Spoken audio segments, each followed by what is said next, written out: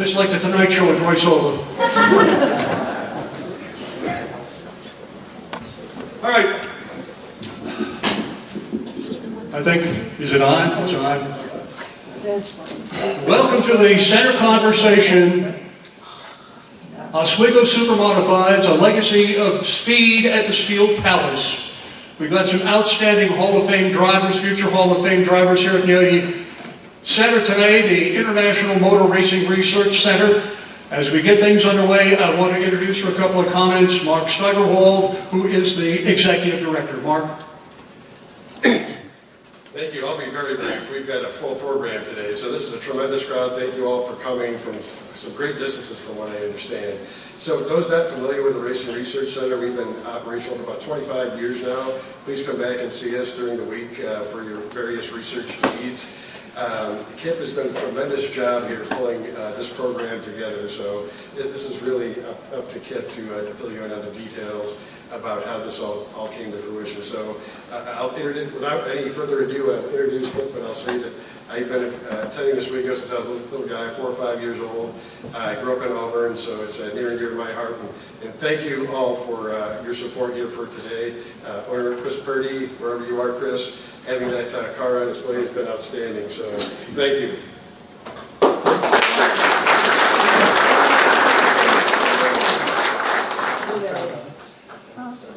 Thanks. I just want to thank everybody for coming here. I am indebted to all the people that you are going to see on the stage, the people that were in the center this morning, the Purdys, the Hobsons, that brought the car here. We did a little segment this morning on the history of the car.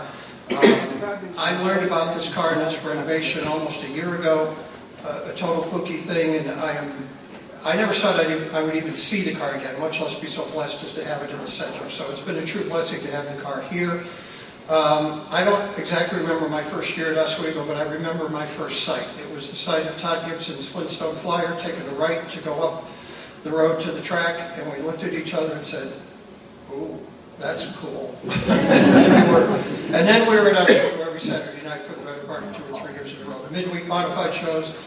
I mean, I have lots of great memories at Oswego, but I don't need to bore you with them. Let it be known that I am indebted to Roy for taking the time to put this whole thing together. I am indebted to everybody that you're going to see in the audience or up on the stage today. Thank you to Logan, our high school AV gentleman, for putting this together. And without further ado, I'll turn it over to, no, we're going to watch the video. We've got a 13-minute video that Danny Kapuzinski did for us actually a number of years ago, but it's still very relevant. It's still very, not so much up to date, but it's still very relevant. So let's get the video going.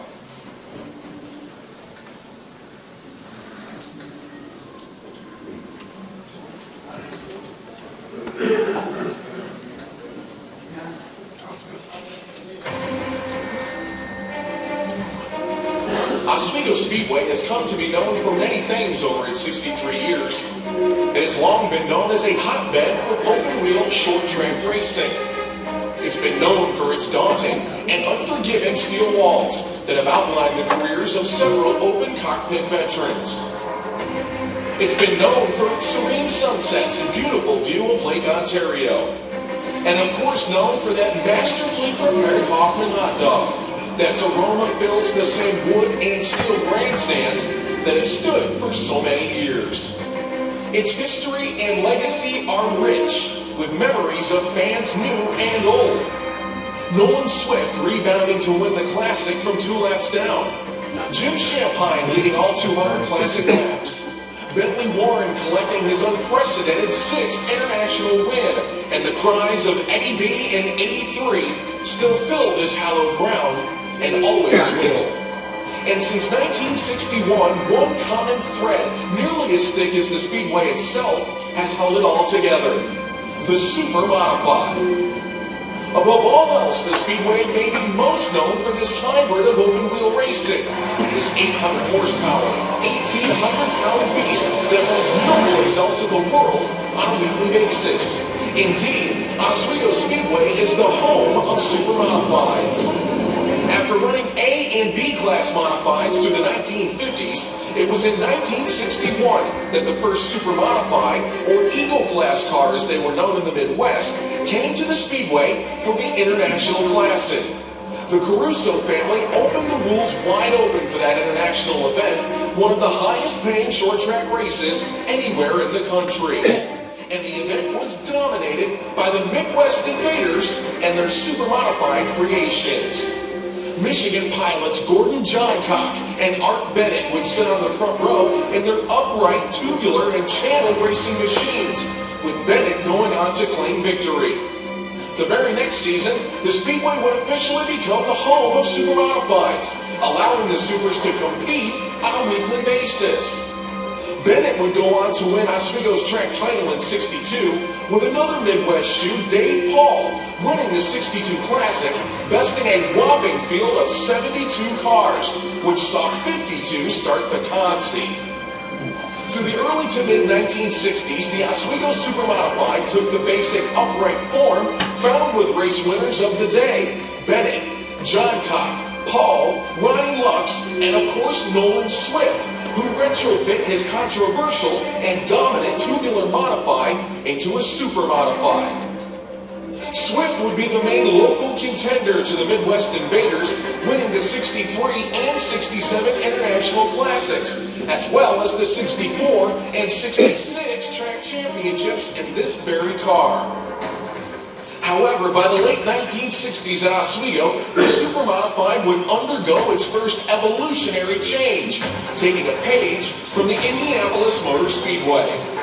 While the upright form of Super Modified with the driveline below the driver proved to be dominant, racers such as Richmond, Ohio's Todd Gibson took note of the Indy Roadster, with its low center of gravity and offset driveline, which allowed the driver to sit lower in the race car, and decided this was the new direction of super modified racing. Gibson purchased a wrecked Koenigsmann Indy Roadster in 1966, offset the driveline 8 inches, shortened the wheelbase, and brought it to Oswego in 1967. In only his second start, Gibson would win with the Flintstone Flyer Zero, and in 1968 he proceeded to lay down one of the most dominant seasons in Speedway history, winning the track title with a total of 13 feature wins, including an unheard of 9 in a row. The Roadster was now king of Oswego. For the better part of a decade following, the Roadster version of the Super Modified at Oswego Speedway evolved locally, taking several twists and turns with different variations built by different talented car owners.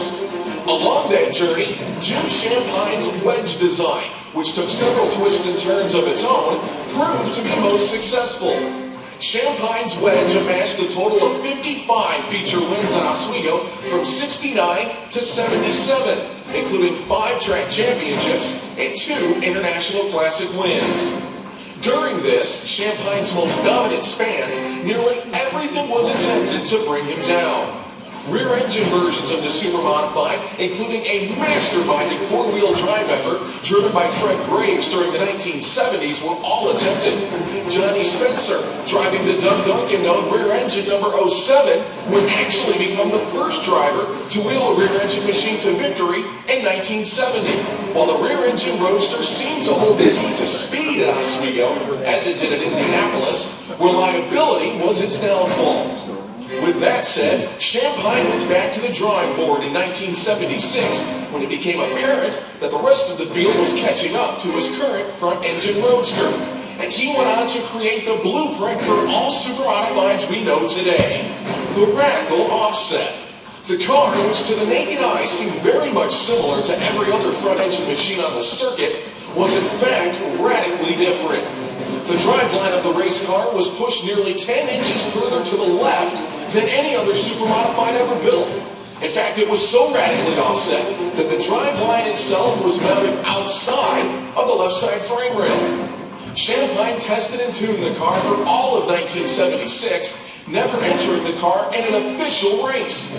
Champine would debut the car in July of 1977, promptly putting the race car in victory lane the first 2 nights he drove it. And in 1978, Champine simply dominated, winning 11 features in a row. The Offset was now king of Oswego. Unlike the era of the upright and the roadsters, which saw nearly a decade of competition before another needed evolution came into the sport in order to be competitive, just 2 years after building the radical offset, Champagne rolled his own version of the rear engine Super off the table, the Green Machine. Again, taking time to prep the car, Champagne himself hardly raced the rear engine creation. In fact, the engineering whiz only won one main event in the car, which, as it turned out, could only compete during the 1979 season. For the 79 Classic, Champagne opted to run his still dominant radical offset machine and tapped Warren Conium to drive the rear engine. Each ran 1-2 early on, but Champagne would hit a spinning lap car on lap 73 to knock himself out of the event, and Conium would lose a lap in the pit area. However, when Conium returned to the racing surface, he fully unleashed the speed of the Green Machine, passing 2 and 3 cars at a time, unlapping himself and taking the race lead, only to be black flagged with 15 laps to go due to an oil leak.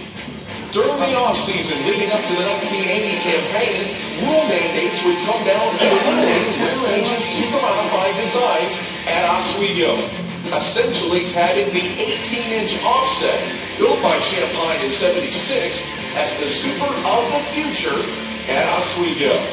The rule mandate would follow its design, as it would take nearly another 20 years before a major evolution would find its way into super-modified racing at Oswego Speedway, and it would come at the hands of New England engineer Clyde Booth. Now living in North Carolina, and with the knowledge and resources at his disposal, Booth introduced the first true Aero Super Modified in 1998.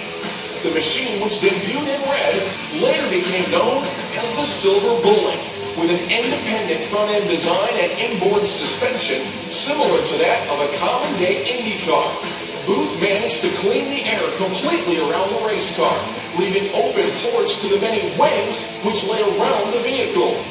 While independent front suspension was nothing new in super modifieds, and others had used inboard suspension, Booth managed to accurately put it all together at once in perfect harmony, coupling with it true front and rear wings that could keep the car glued to the speedway.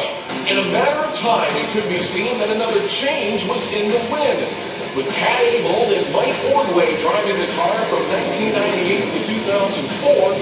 The new age design would sit on the front row for the International Classic 5 times, winning 13 feature events along the way, including the 2003 International Classic. Keep in mind, Booth never ran a full season in Oswego in those years. More often than not, when the 61 showed up, it won, and won big. In 2004, Joe Hawksby Jr. of Oswego built his own version of the Booth Aero Super, known simply as the Hawk.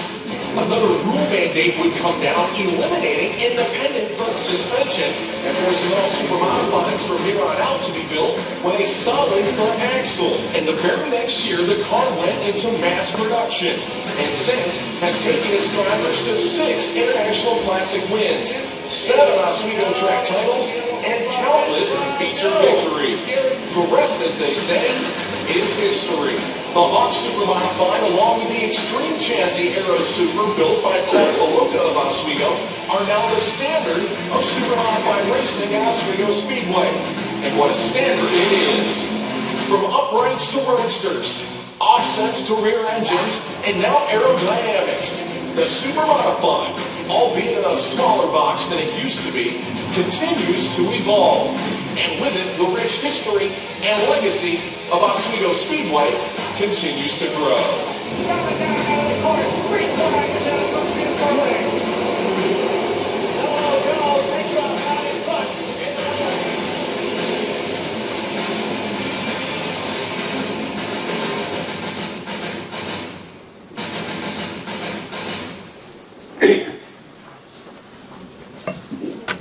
I want to introduce a few people who were involved in the restoration of the Purdy Deuce. Up here in the front row, Bob and Nancy Hodgsons, who are on the pit crew. Mary Purdy, wife of Howard Purdy. Chris Purdy is over here. Doug Holmes was greatly involved in the restoration. Jamie Moore had a hand in it. I would make a hand for all of those people.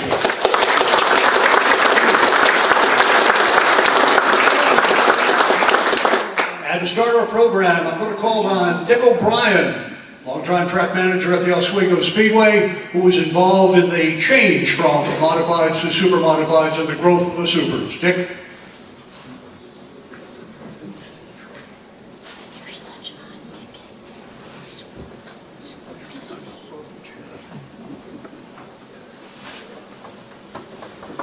Good afternoon, everybody, and I think we're going to have a great afternoon for super modified racing right here. We've got a lot of great drivers, owners, a lot of people that donated to the sport.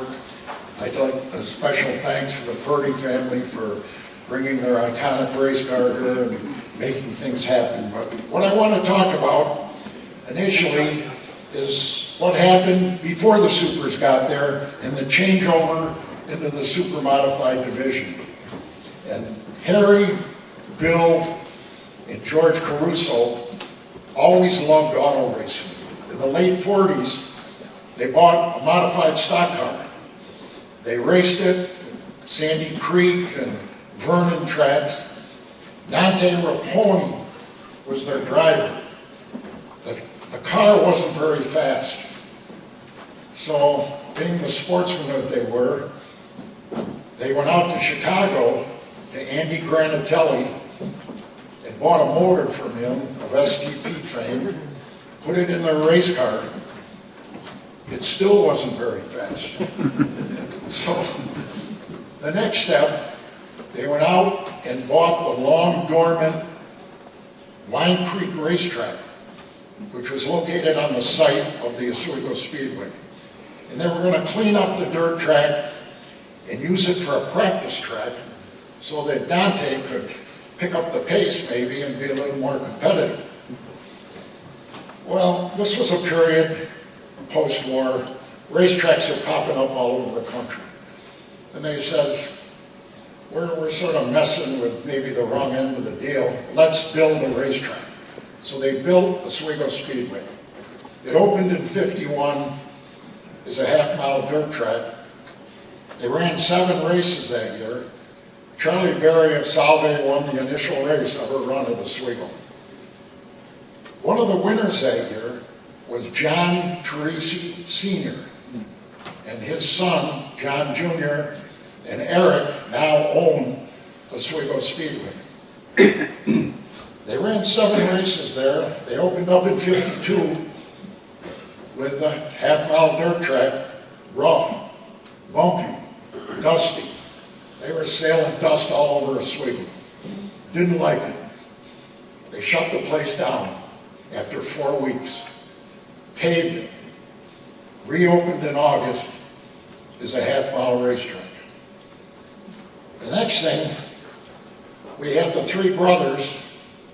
Harry was upstairs overseeing the tower and the finances. Bill was good inspecting the cars. He was good with tubing and welding, and he was our inspector. And George Sr. ran the concession stand.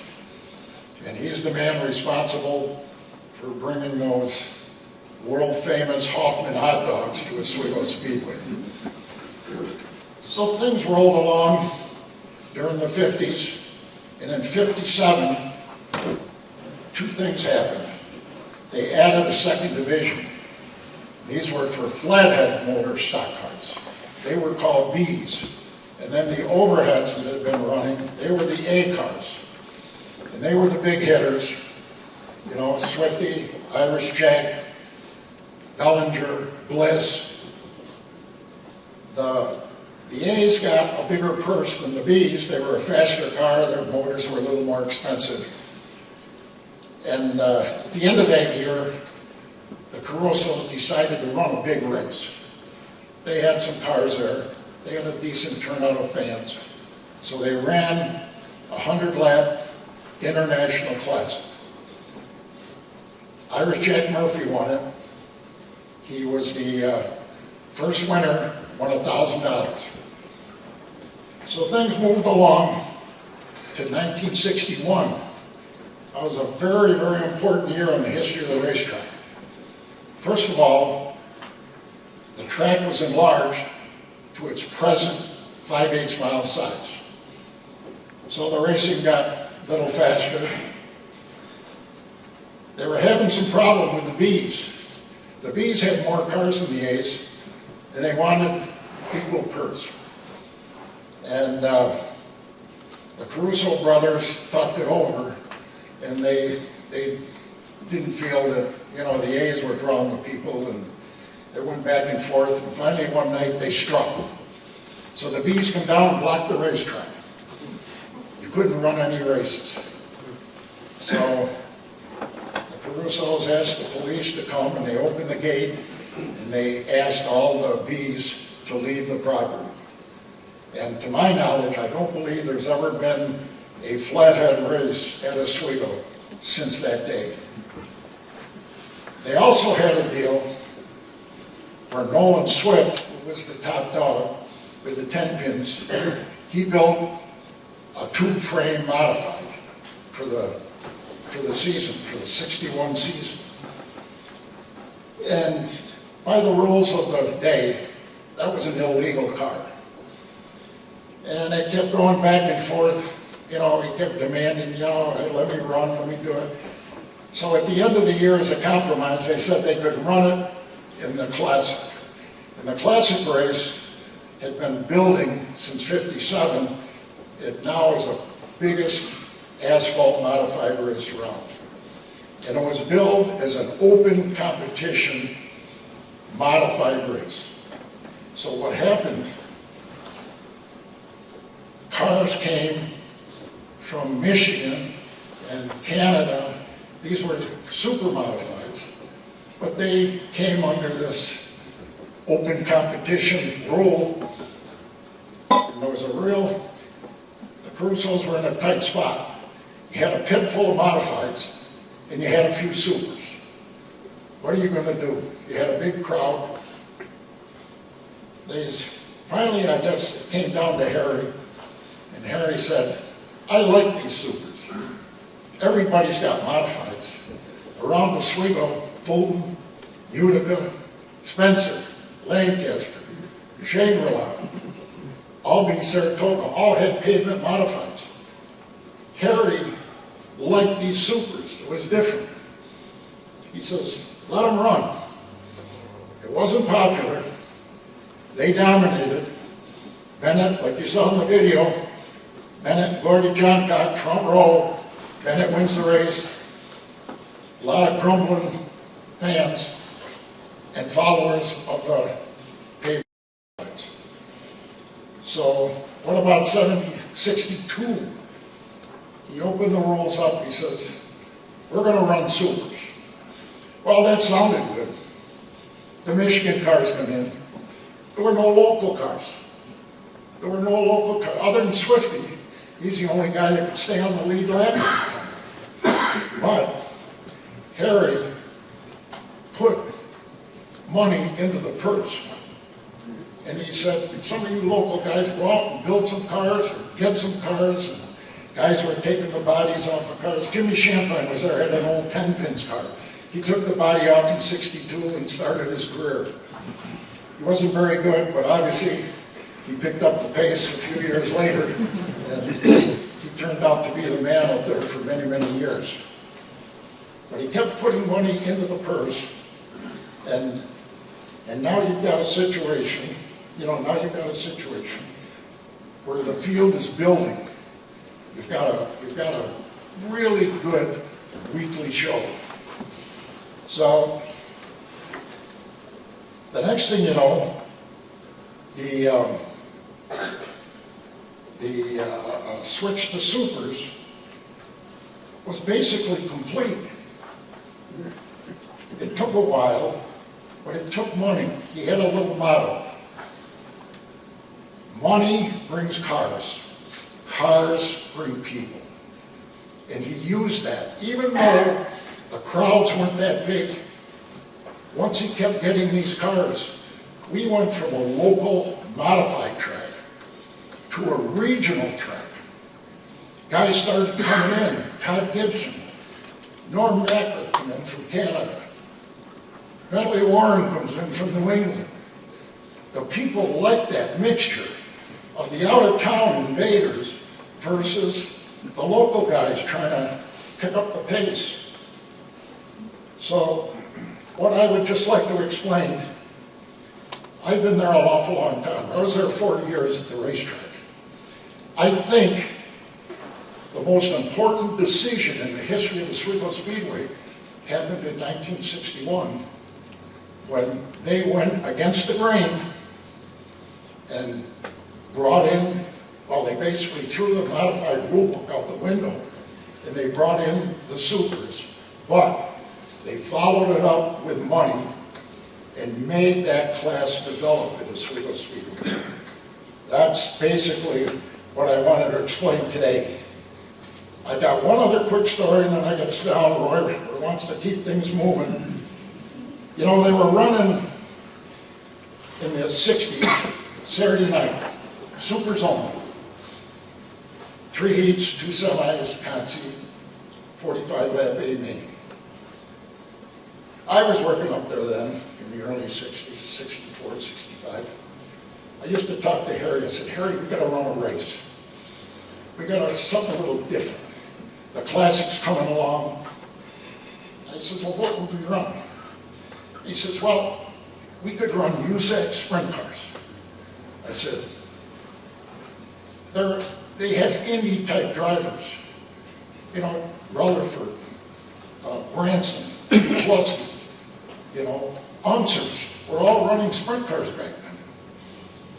He wasn't too excited about that, mainly because they never ran in upstate New York. He never saw a USAC sprint car race. I did. I used to go to Reading and go here and there to the races. And then I said, you know, if we ran a race, I think I could get Mario Andretti up here in a sprint car. Well, to an old guard Italian, like the Caruso family, having a Mario Andretti on their racetrack, that was a big deal. He said, Dick, if you can get Andretti up here, we'll run the race. So I said, okay. So I went down to Langhorne and to a USAC champ car race. I went up to Mario, introduced myself. I said, we're running a big 100-lap race in August. I said, we really would like to have you up there. He said, I'd love to go. I got a really fast race car. Wally Muskowski's my owner, and he's good. So he said, I got to have some travel money, though.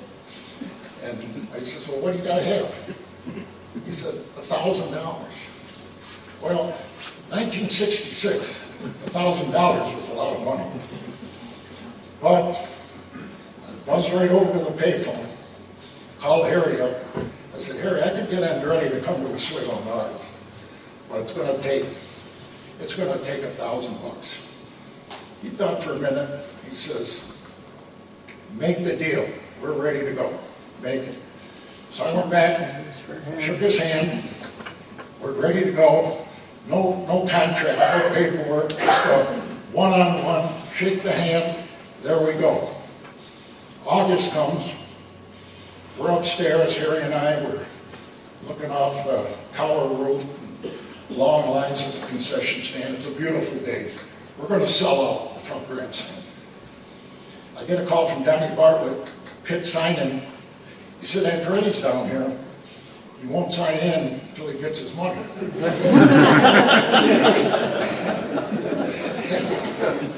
I said, Harry, I'll run down, I'll get him signed in and get him inside and we'll be ready to go. Harry said, no, you bring him up here, I'll give him the money. I want to meet Mario Andretti. So I bring him upstairs, and Harry Caruso, Mario Andretti, shake hands.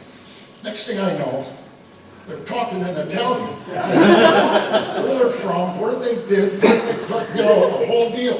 10 or 15 minutes, back and forth in Italian. I have no idea what they're talking about. And then I get a call from the pits. It's Wally Muskowski. He says, get Andretti over here. They're ready to warm up. They only give you 2 warm-up sections for the sprints. I got to have him over here. So I told Harry, he's got to have his money. So Harry always carried a big wad of bills in his pocket. So he pulls them out, big thick rubber band around them. Takes the rubber band up and it flips open. There's a stack of ones. Digs down to the bottom part and there's all the hundreds. So, Andretti's like this. There he peels off 10 $100 bills. He was in his driver's suit. Takes them, pulls them up, puts it in the zipper pocket, closes it, goes down, sets fast time, wins the 100-lap race. We got him back the next year in '67.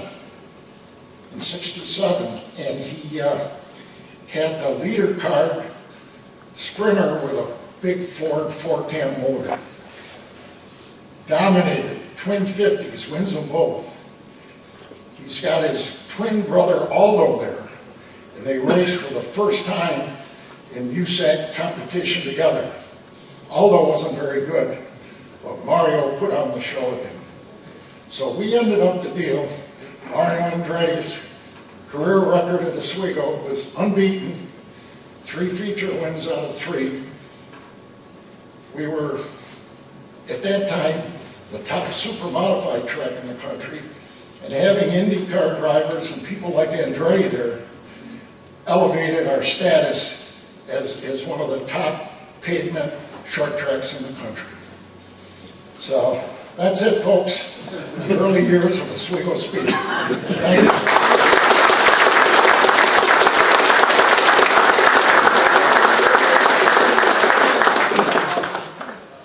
One of the person I want to recognize is one of the former track owners and one of the sons of one of the original owners, Romy Caruso, who's back here.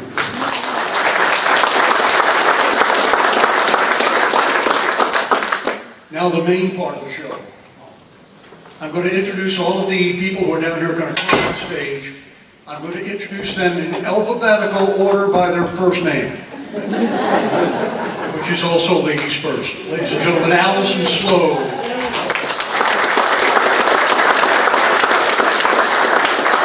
Bentley Warren. Brandon Bellinger. Dave Danzer. Eddie B in '83. John Makocha. Otto Sitterly. And Warren Conan.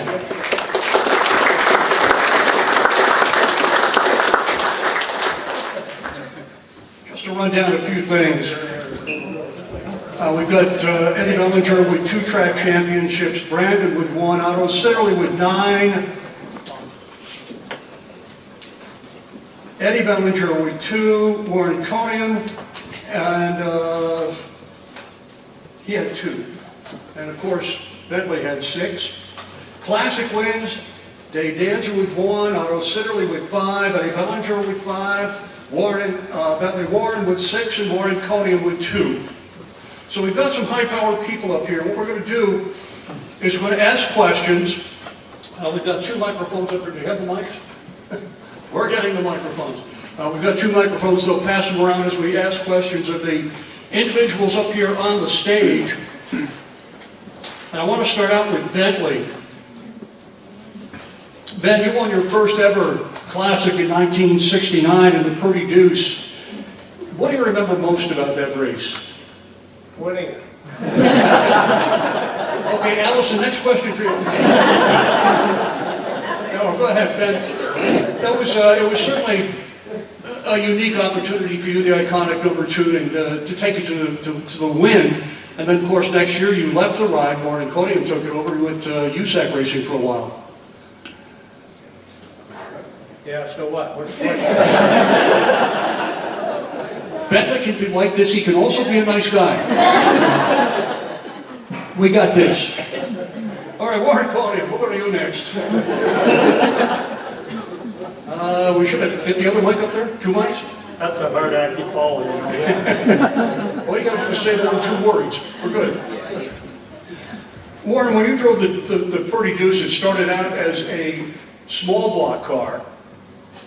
And you talked to the Purdy crew and Howard Purdy and had it converted into a big block. Why did you do that? Well, I told him the night that I drove the car, the first night I drove the car the week previous to the Classic, I told him this car is a little short on power. And he said, no kidding, it's a 4x4. I said, well, all the cars I've driven are 4x4s and they had more snot than that. So he said, okay. So he went home and made a couple changes. He put a big block in it. And came back and surprised me the week later with a big block in it. What difference does it make to you? Handling and power? Well, it didn't have a heck of a lot more power than the 4x4. Like a good 4x4 is a pretty good motor. But anyways, it did the job.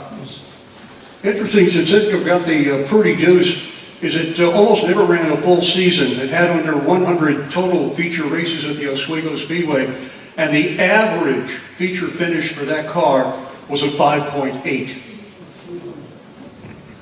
Eddie Bellinger, you were the first driver, and I think the only one who made a pit stop and won the Classic. A lot of other drivers have tried it before you and after you, but you made it work that year. I know it was a plan you had going in. Why did you decide to do it that way?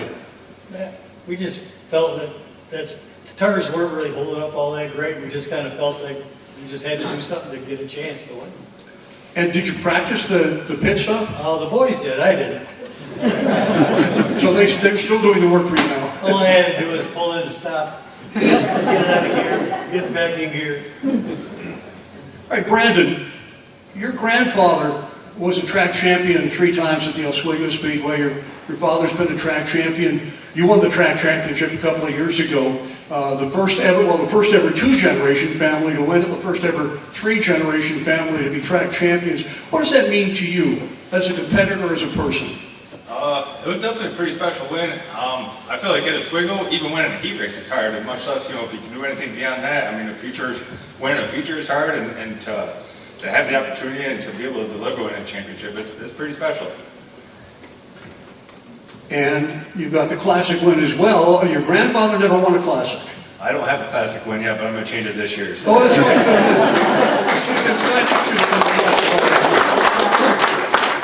All right, Allison Sloan, in last year's Classic, you had the first ever runner-up for a woman. You're the first woman who ever won features at the Oswego Speedway. I know you yourself consider yourself a race car driver, but in the history of supermodifieds at Oswego, there have only been 3 women who have ever competed. Sheila Hayes, who was quite a few years ago, probably before you were born, Jen Chesbrough, and now you. When you get into a car, what do you think? I mean, does that ever enter in your mind at all? No, being a woman is not something I consider on the racetrack. How did you get started? I know you started in, what, TQs? I started in quarter midgets. I was 7, and I raced locally until I was 16, and then I jumped into a 3/4 midget with Lou Ciccone. And of course you ran that at Oswego early on. What got you to convert from that to a super modified? That's a big step. Sure, it was Lou Ciccone. He wanted to get out of his ISMA super modified, and he reached out and said, "You've won a track championship in a TQ with the ATQ IMRRC, and he's like, here's your next step. Buy my car," and that's kind of where we headed. Dave Danzer, you come from a long racing family at the Oswego Speedway. They've been there practically from the beginning. But through all those years, they had never won a feature until you started driving. What did that mean to you, to be able to put your family's name up a little bit higher at the track? It meant a lot. I mean, I remember going back in the day and we didn't even make the show.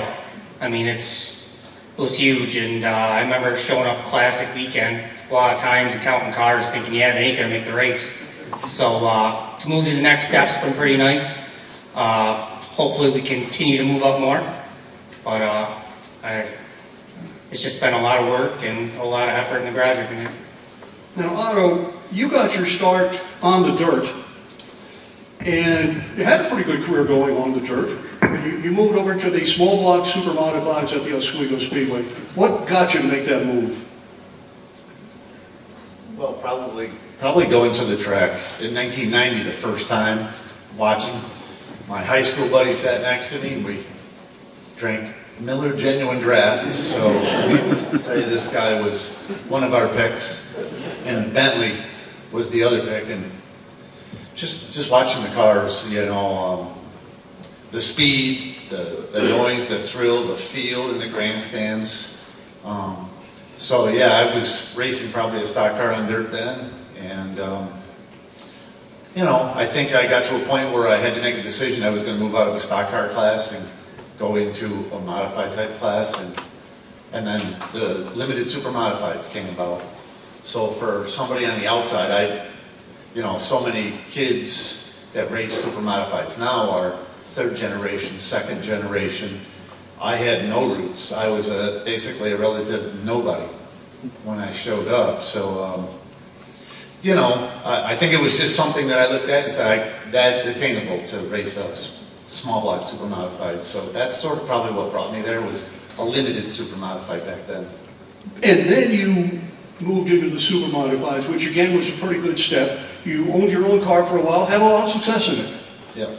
Yeah, I ran part years with the small block. I really didn't have the funds, so if I crashed it, I basically was, you know, was out of business temporarily until I could patch something together. And then, you know, after we won a few races, and I had a car that was a commodity, I sold it and did well, and all the equipment, and really I didn't have to put a lot of money with it to buy out a team. I bought Jeff West's backup car. It was the entire operation.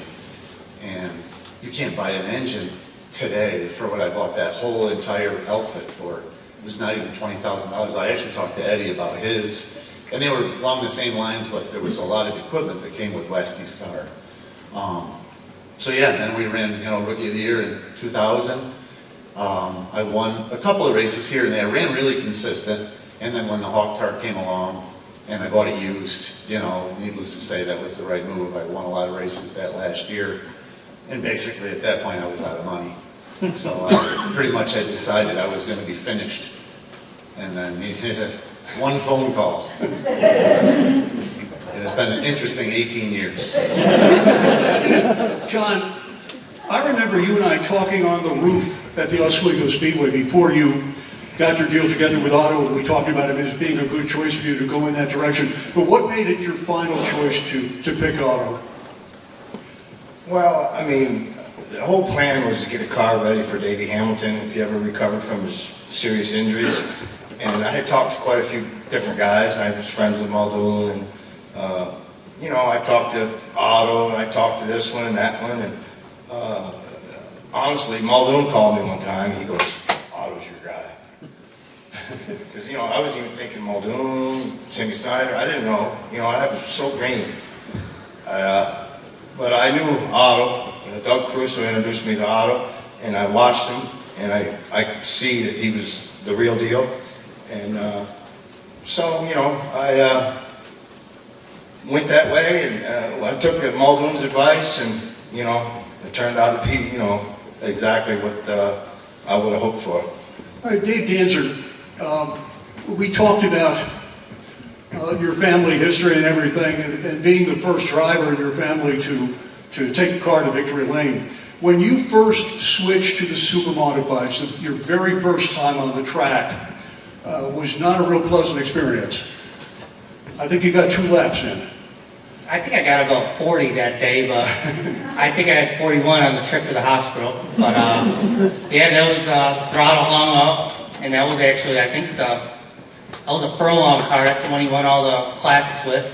So that one's a write-off. But yeah, that's how I started. Then I went back to the small blocks. That was the interesting thing. I'll get to you, John. A lot of people didn't think you would go back to small blocks, you'd take the year off, but you did. You went back to small blocks, put another super modified together, and came out the following year. Yeah, we went back, and then I started talking to Hawksby, and we started putting something together. And we spent all winter long, and he really took me underneath his wing, and I just really fine-tuned that thing we did together. And that rookie year, we came out swinging. We were really good. John, you were saying? When he got the Hummer throttle and crashed that Super first time out, I was coming through the walkthrough gate. He was coming out, and I felt so bad for him. And it bothered me right now, but he had tears in his eyes. And, you know, he's put a lot of work and effort into becoming the Dave Danzer we all know today. And he started in a bad way. Well, you know, the whole family over the years has done a tremendous job at Oswego, putting race cars on the track and having some good drivers, having some mediocre drivers on the track, and now they got one of the best in Dave. But I'm going to ask you to pass the microphone to Allison. Allison, in the Classic last year, well, let's go back to your first feature win at Oswego. I remember talking to you after the race, and you said in the interview at the track that all you had to do was concentrate on hitting your marks. You had the lead, you just had to hit your marks. Explain to people what you're about. Yeah, so consistency has been one of my strong points out on the racetrack, especially at Oswego. And it's, you know, pulling off the corner in the exact same spot and entering the corner in the exact same spot every time, you know, 1 and 2, 3 and 4. And it worked out for me on that day. Now let's, between you and Dave, the Classic last year, you were running in second late in the race. At one point it looked like you may be able to make a pass, but I think a yellow flag came out maybe, and that kind of ended your day in terms of winning the race. Yeah, to be honest, the entire race I was just focused on getting around Dave, and when Barnesy came around both of us at one point, I was like, no, we're just going to let him run off and, you know, we'll catch him later in the race. I don't know about you, Dave, but I had no idea that he ran out of fuel. So I was so concerned about catching him that I had no idea going into 1, we had both passed Barnesy running out of fuel. And in the meantime, you ended up with a podium finish, finishing second. Right. Yeah, great race. Yeah. Now, Dave, in that race, that was a very hot day. And I know a lot of drivers suffered a little bit of heat exhaustion. When you got in your car, you looked a little bit tired. Did that affect you in the race at all? No, usually once you're in the mode, you can, I mean, you can pound the fence and you're probably going to be fine for a little bit until you realize what the hell happened, but I just got out of the car, I thought I threw it away. I mean, with 30 to go, you see Barnesy driving out of your life, it's kind of like, you know, I just need to free the car up just a little bit, and you kind of just, you got what you got in that race. I mean, you can't really change what you got, and with the way the cars are right now is kind of like where you start is where you're going to finish. So our goal was to put the thing on the front row and kind of hopefully stay there all day. And I had a couple people, luckily I didn't lead all 200 because I had a couple people tell me they were probably going to kill me that night if I did.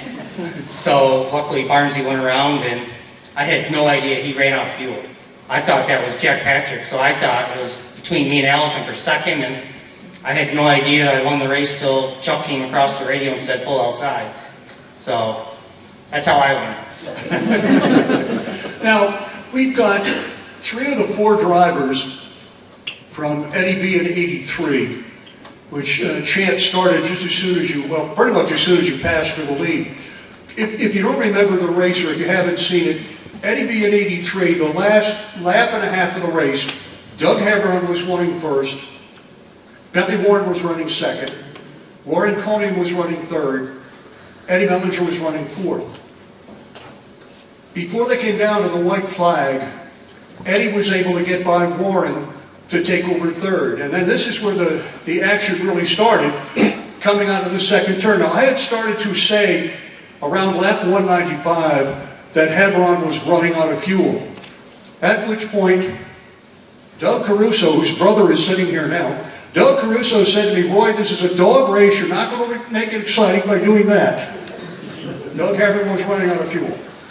Warren, you were running, no you, yeah, you were running third at the time. Eddie got by you. How did that happen?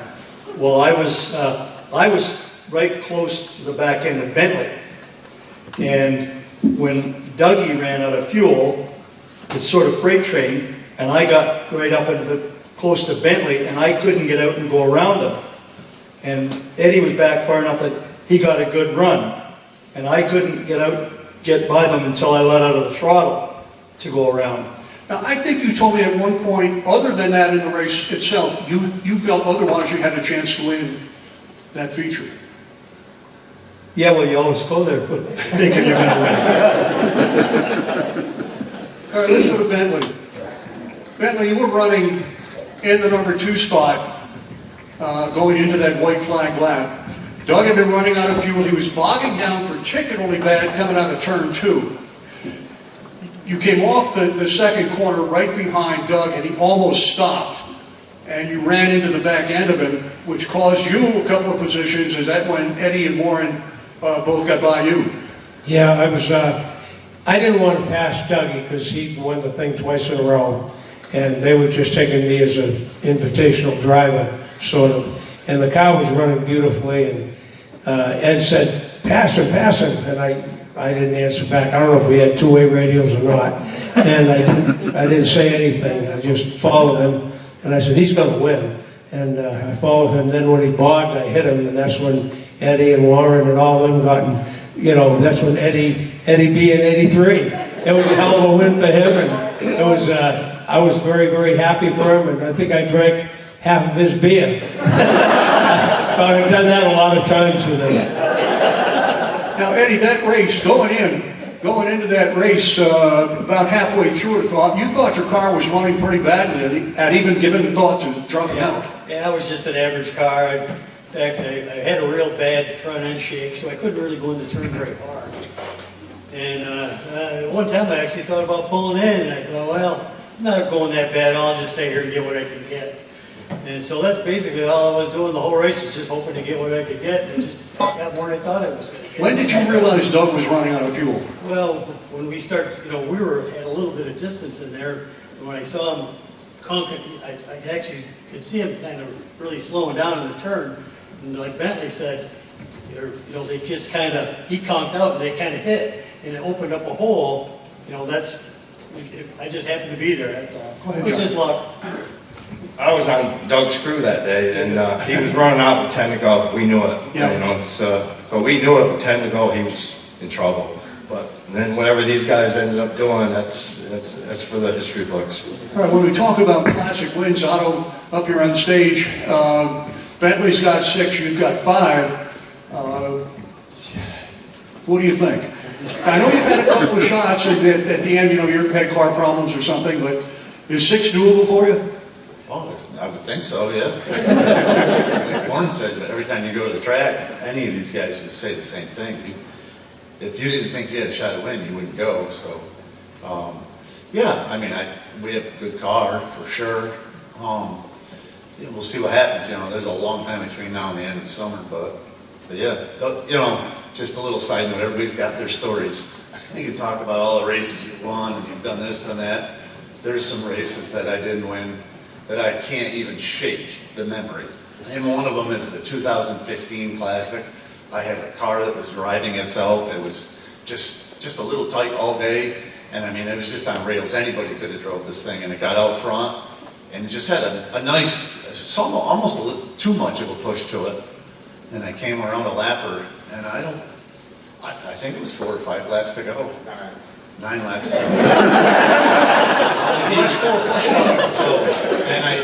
It was Brian Solis, who's a friend of mine. I helped him along when he was, first starting. And I think he got a lap flag, but it was 2 or 3 laps in a row, and he really just didn't move, and he was right sort of where I needed to be. My car was tight enough that I had to be careful. And I had a guy signaling me, that I had a nice lead, but I still didn't want to just sit there that long. So I went down into 1, and this car never slipped the rear wheel all day. And I went to the outside, and then all of a sudden it just stepped. And I turned to the right to catch it, and it did the slowest, longest slide sideways from the exit of 1 all the way over to the exit of 2. And I sat there spun out as the leader with, not many laps to go, a half a track ahead. So if you think that something like that doesn't weigh on you, the wins don't mean anything. Whenever I think of that year, because we gave the championship away too, we won 6 regular races that season and lost the championship by 3.5 points. So those are some memories that I have that don't go away. Now, Brandon, you got your first feature win a couple of years ago, your first track championship. You're still working on an international classic. When you get into a race car, Well, let's go back. When you started the 02, the first car that had the tail wing they're using now, how did that come that you were going to do it, and what did you think about it at the time? To be honest, I think it was a surprise. There was kind of two generations of super modifieds at the track at the time. Some cars had more engine offset, other cars didn't. And you know, the ones with more offset, they were able to get a lot of air to their tail, which we had an older generation car that we couldn't get that. So I feel like we probably got selected as being one. We were competitive, but just lacked a little bit, it seemed like. So I think that's why we got picked. It's just, you know, it was we were a competitive car that we could compare to the newer generation of the Hawksby cars at the time and see how that tail wing compared to the rest. And it was kind of it was an experiment, because I think the way they set it up was, I think wherever we finished, like everyone else got moved up a spot, right. We got paid money, and I know money and points. The first night we went to try it was a Friday practice, and we got one time on the track, and someone had an engine problem and oiled up the track really bad, so like we couldn't even really get up to speed after that. So I think they decided, like, well, you want to try it again the next day? It was kind of an in-the-moment decision, and we were game to try it. And I guess the rest is history. Now that's what we all run. So. But there's a little change to it this year, isn't it? Yeah, there's a little bit of an angle change. So it's definitely going to take away some downforce. I don't know. I think all of us are probably looking forward to getting to the track and seeing exactly what you got to adjust on your car and how much it's going to change. You know, if is it going to slow them down a lot? Maybe it only slows them down with, you know, maybe won't be that much with new tires, and it's more of a slow down with old tires. But it's something we'll all find out really soon, because the season's only 2 weeks away. So. All right, now, Allison, Otto was just talking about it, that there's always the one that gets away, or the couple that get away. Before you won your first feature, you lost a couple when you had a great race car but didn't make it to the checkered flag. Yeah, being in the non-wing super modified took me a little bit of time, not as much as I thought originally, to get used to the car, because I was used to the ISMA wing and the downforce and, you know, going a lot faster. I remember Otto and Johnny both telling me, like, hey, you can't drive this like an ISMA super into the corner. And I said, yeah, okay.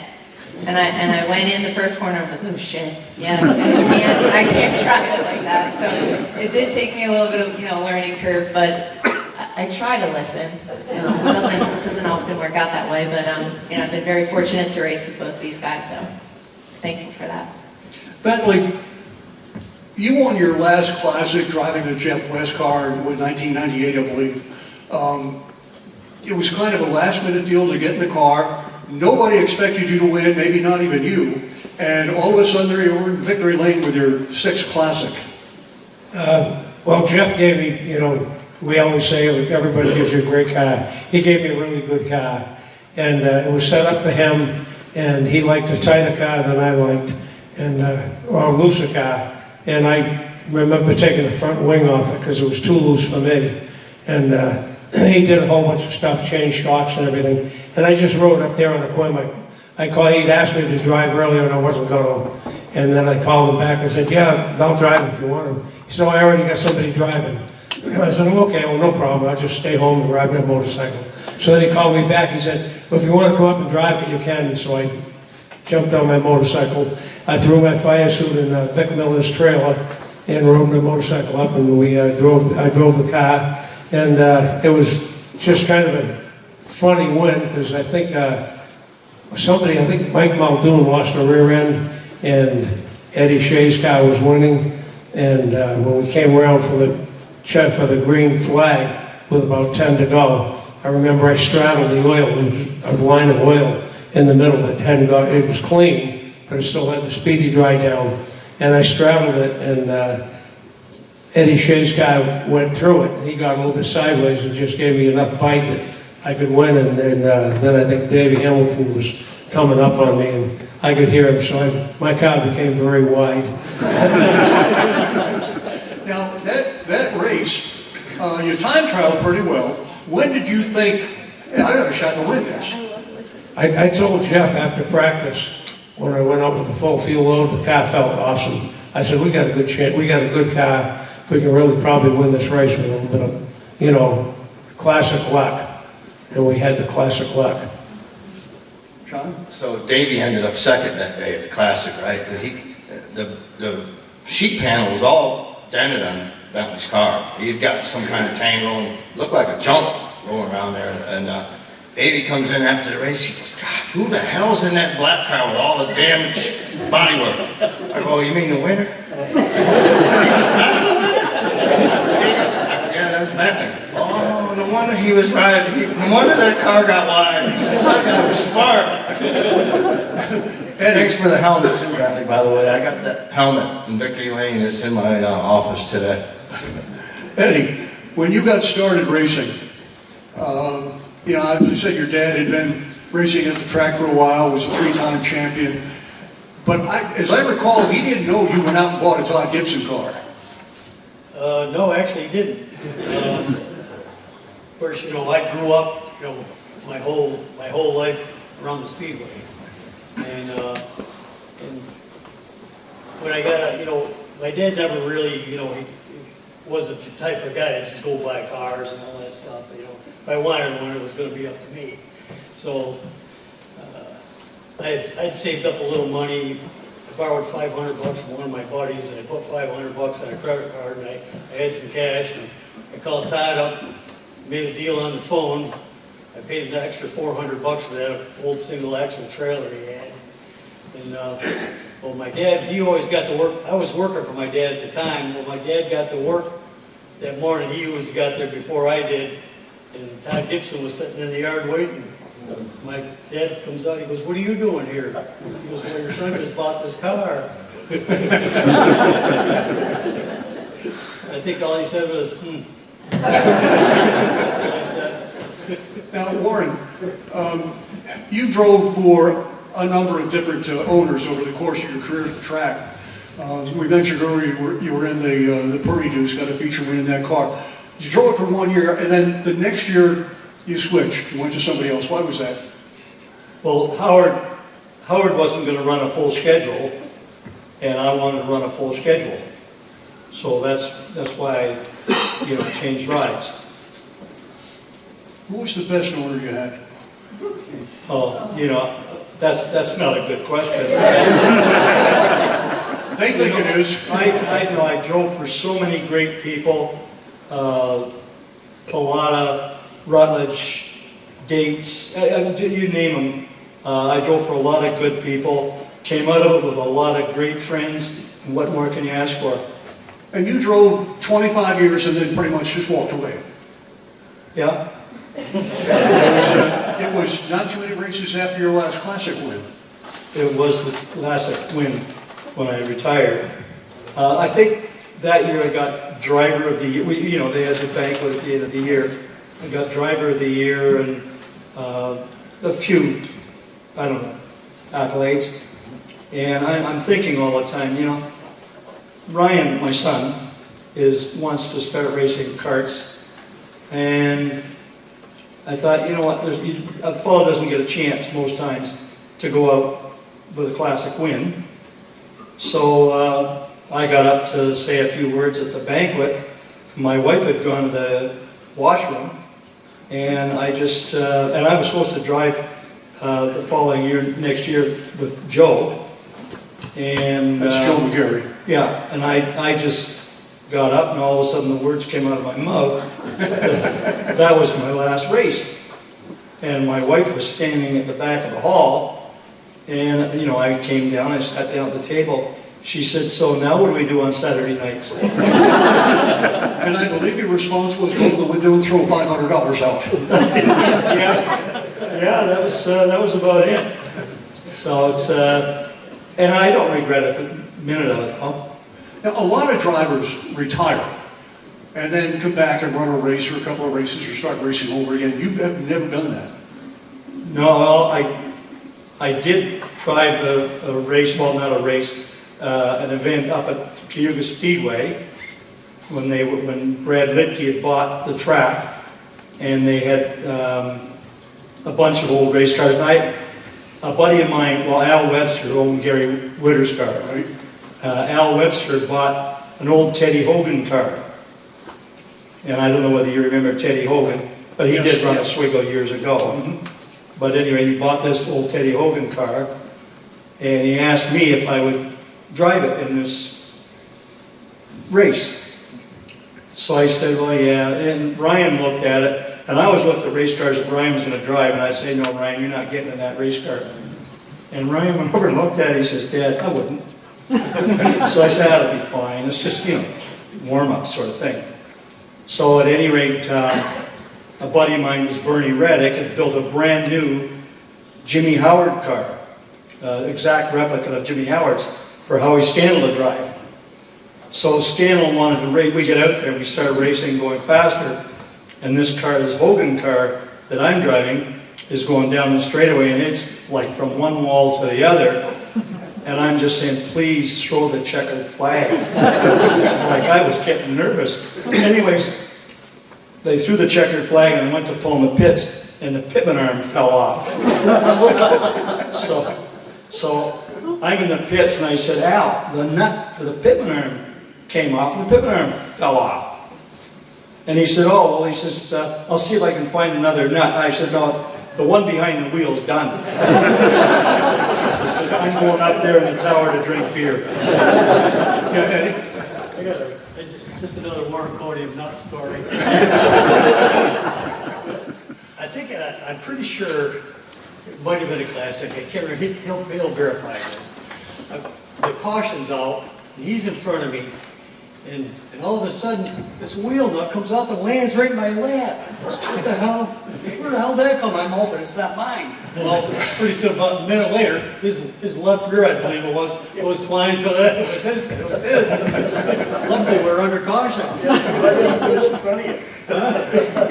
All right, Dave Dancer, you had a pretty decent year last year, winning the Classic, and then going out to Vegas and winning the East-West Shootout, $5,000. What made you decide to go and do that race?